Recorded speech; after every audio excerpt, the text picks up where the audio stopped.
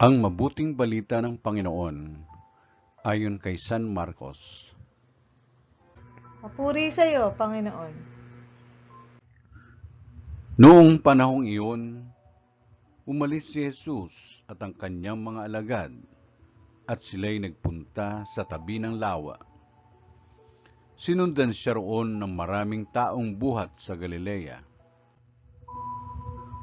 Nagdatingan din naman ang napakaraming tao mula sa Judea, sa Jerusalem, sa Idumea, sa ibayo ng Jordan at sa palibot ng Tiro at Sidon, nang mabalitaan nila ang lahat ng ginawa ni Jesus. Nagpahanda si Jesus sa kanyang mga alagad ng isang bangkang magagamit niya upang hindi siya maipit ng mga taong dumaragsa. Marami na siyang pinagaling, kaya't pinagdumugan siya ng lahat ng may sakit upang mahipo man lamang nila.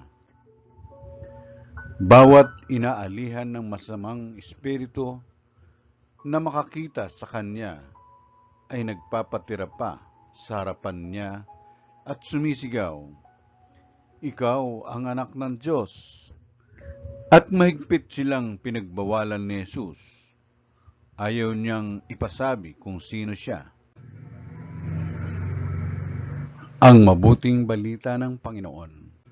Pinupuri ka namin, Panginoong Jesucristo.